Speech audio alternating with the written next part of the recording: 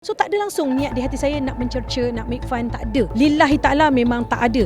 Gara-gara menggunakan tajuk berita kes bunuh sebagai resipi masakannya, pengacara Maria Teguh Sabri menerima pelbagai kecaman daripada netizen. Ada juga yang menyifatkan Maria tidak sensitif terhadap situasi yang dialami keluarga mangsa.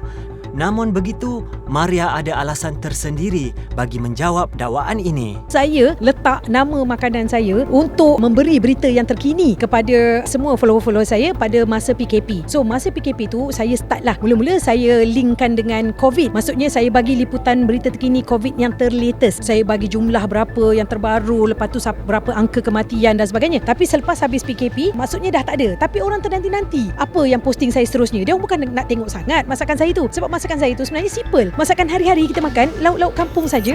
Cumanya dia orang terhibur bila ada orang kata kaitan dengan nama masakan. Contoh saya buat asam pedas rebus suami kena tangkap. Macam tu. Contohnya benda-benda macam tu mereka suka. Jadi bukanlah membuatkan saya happy, saya rasa bangga, tidak. Cumanya saya berkongsi berita terkini. Being bekas pembaca berita, saya pernah baca berita utama, pernah baca berita terkini. So saya rasa berita tu sangat penting. Sebab bila kita bekerja kat rumah ni, kita tak sempat nak baca surat khabar. Jadi tujuan saya nak bagi tahu kepada suri rumah sana, oi, korang walaupun tengah masak, korang sedia kain, korang buat kopi untuk laki korang, tak semestinya korang kena ketinggalan dari segi berita-berita terkini. Korang kena updated. Ada ramai yang tak tahu pun. Dia tanya balik, Kak Maria, ya ke berita hari ni ke? Iya, berita hari ni. Dah masuk berita utama pun malam tadi. Macam tu. Saya tak ada niat langsung sebenarnya untuk mencela, tidak niat langsung untuk menyakiti hati keluarga mangsa dan sebagainya, tak ada. Sebab di atas tu saya petik daripada berita harian, saya petik daripada Metro. Saya akan copy paste letak kat saya punya IG untuk posting saya. Bukan saya membuat fun, make fun, apa bahasa Malaysia, nak make fun of that keluarga waris, tak ada. Tapi semua apa yang saya buat telah disalah tafsirkan oleh netizen. Yang itu yang saya tak boleh terima.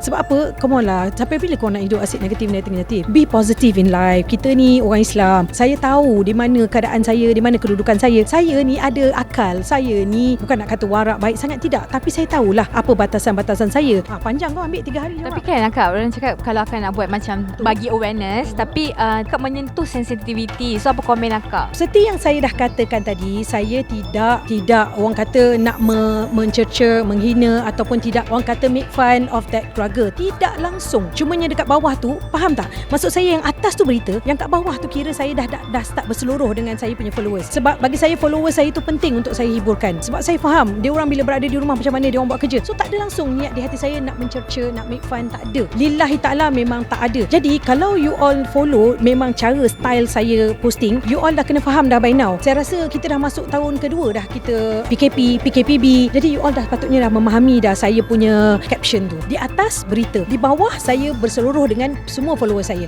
Tapi kan Kak, netizen cakap berita kematian tidak sepatutnya dibuat sebagai macam dalam Kak punya entry. Tak faham lagi lah maksudnya tu. Kan saya dah cakap, atas adalah berita yang saya ambil daripada berita harian ataupun daripada surat khabar. Apa surat khabar yang ada pada hari tersebut, apa yang lalu kepada timeline saya ambil. Lepas tu caption saya terletak di bawah. Kan saya dah cakap, lepas habis berita tu dah habis dah, that's it. Di bawah tu adalah bahagian saya untuk berseluruh bersama dengan follower saya. Tapi kan Kak, diorang apa cakap ada je tapi apa tu? Diorang tak bersetuju yang Akak gunakan berita kematian tu dalam nama masakan Akak tu. Lagi sekali, korang kena faham. Lagi sekali, you dan semua orang kena faham, termasuk kameraman, sila faham, sila hadam. Yang saya maksudkan, saya berkongsi berita terkini, berita terbaru yang ada di negara kita, supaya kita beri awareness pada semua yang ada di Malaysia ni. Berhati-hati.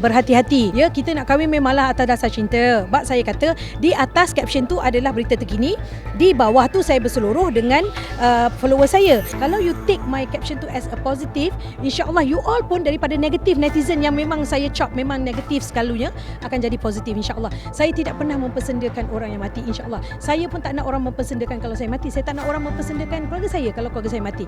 Cuba fikir, orang kata jangan baca caption tu take it so negatif.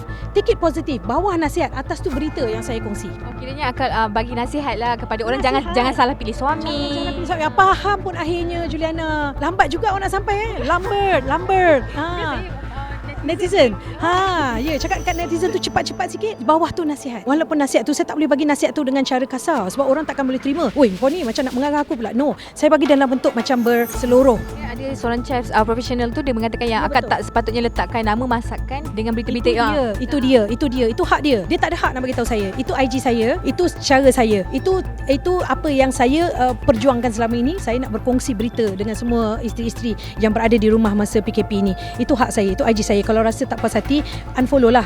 Unfollow aja. Dan tak payah lagi satu, jaga adab sebab kalau anda terutamanya orang Islam, jaga adab cara nak menegur. Saya tak boleh terima kalau orang tegur kata, oi, jahanam, oi, kau ni gila, kau ni apa. Mana adab you? Saya tak pernah tegur orang macam tu. Saya tak pernah kata, oi, kau ni gila lah cakap macam tu. Tak pernah, never. Allah itu maha mengetahui niat di hati saya, suci dan murni. Tak ada niat nak menghina. Itu dia.